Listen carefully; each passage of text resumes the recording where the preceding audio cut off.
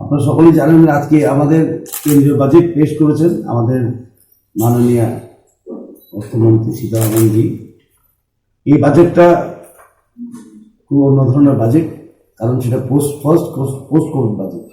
একটা অতিমারি হয়ে গেছে, এরপরে বাজেট হচ্ছে, এবং অনেকরাই বলেছিলেন যে ইন্ডিয়ার গ্রোথ হবে না, মার্কেটগুলি সব নেগেটিভ হবে, কিন্তু আমরা রিকভারি করেছি খুব ভালো। এবং দুটো থেকে একটা ইকোনমিক রিকভারি আমাদের ভালো হয়েছে under leadership prime minister Narendra Modi, এবং আরেকটা আমাদের প্যান্ডেমিকের সামাল দেওয়ার জন্য আমরা খুব সাকসেসফুলি করেছি। কোভিড ভ্যাকসিনও তৈরি করেছি, আমরা বিভিন্ন দেশে দিচ্ছি, আর হাইয়েস্ট ভ্যাকসিনেশনও ভারতবর্ষেই হয়েছে। অনেক মাইলস্টোনও অ্যাচিভ করা হয়েছে এই অতিমারির সময়। এবং এই বাজেটটা অন্যরকম বাজেট, এই কারণে বলছি এই বাজেটে কি আছে, যে ইকোনমিকে চাঙা করার একটা ব্যবস্থা। অনেক ইকোনমিস্টরাই বলছিল ডিমান্ড ক্রিয়েশন করা দরকার। এই বাজেটের সাথে দেখা যায় social spending, infrastructure spending, health spending, তারপরে এডুকেশনে দেখা যায়। So this is the very welcome budget.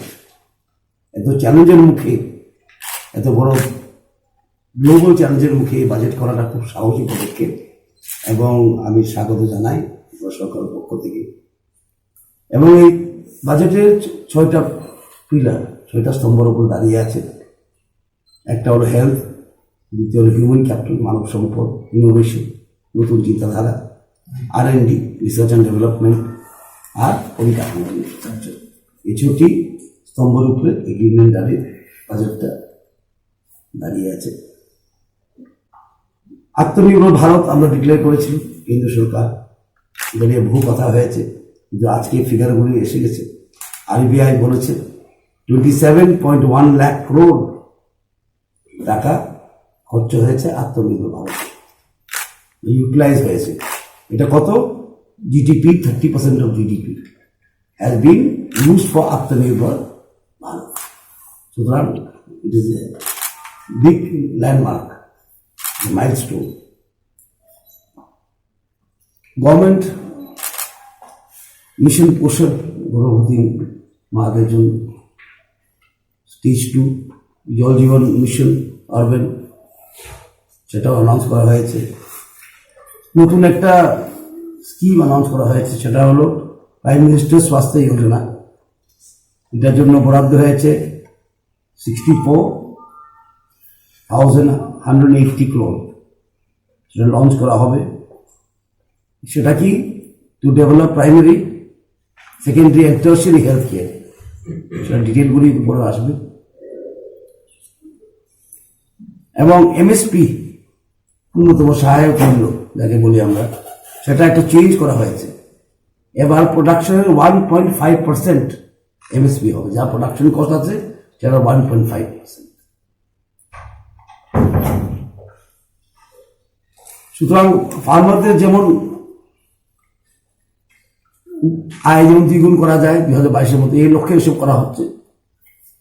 এবং আপনারা জানেন কৃষি বিলে অনেক কন্ট্রোভার্সি তৈরি করার চেষ্টা করছে রাজনীতিক অনেক দলরাই, কিন্তু আবার আমি এখানে বলতে চাই কৃষি বিলে আমাদের বিরুদ্ধে কিচ্ছু নেই, সেটা শুধু অপপ্রচার।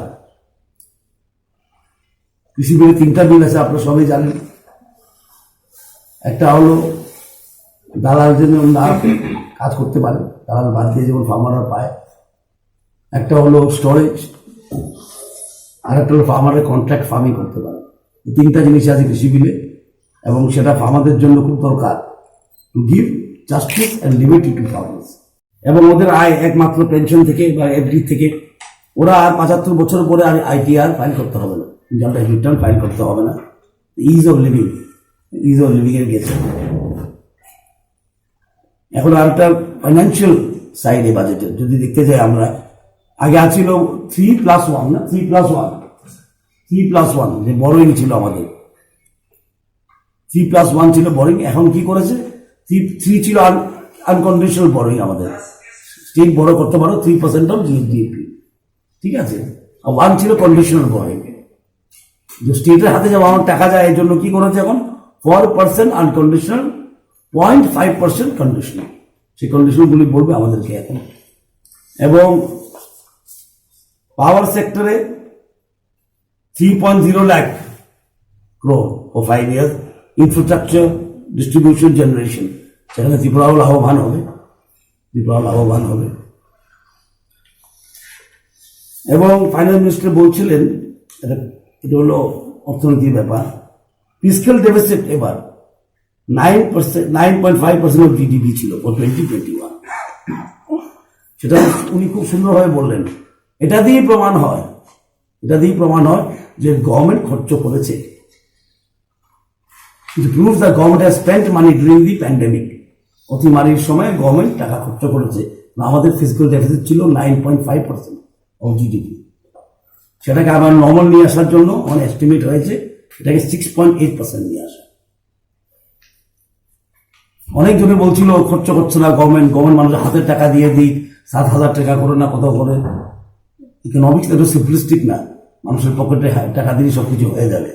সো গভর্নমেন্ট হ্যাজ স্পেন্ট, মানে ফিসক্যাল ডেফিসিট 9.5% হতো না, উনি বলছেন। আমার খুব ভালো লেগেছে বলাটা। ইট ইজ প্রমাণ that government has spent during the pandemic time. Pandemic সময়ে খালি মানুষ, এই জন্য আমরা এখান থেকে বেরোতে পেরেছি। Government has made enough spending during pandemic. আত্মনির্ভর ভারতে আমরা দেখেছেন আরবিআই এস্টিমেট 27.1 লাখ crore টাকা, 30% অফ জিডিপি আমরা দিয়েছি আত্মনির্ভর ভারতের জন্য। এবং ফিজিক্যাল ডেফিসিটও দেখায় যে গভর্নমেন্ট খরচ করেছে অতিমারির সময়। টেক্সটাইল পার্ক 7টা মনে হয় করা হবে, সেখানে ত্রিপুরাতেও মনে হয় আমরা নিতে পারবো একটা টেক্সটাইল পার্ক।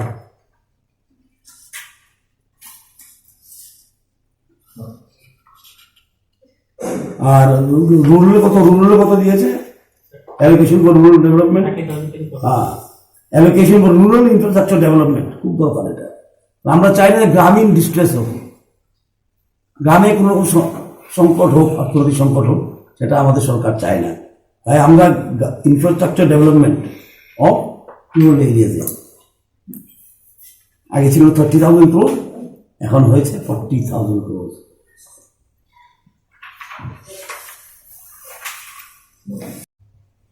ঠিক না? একটা প্রবণতা আছে, দেখলাম আমি বহুত বিগত দিন থেকে নর্থ ইস্টকে আলাদা করে কোন ঠাসা করে দেখা, এটা এরকম না। What is in national interest is interest of north east.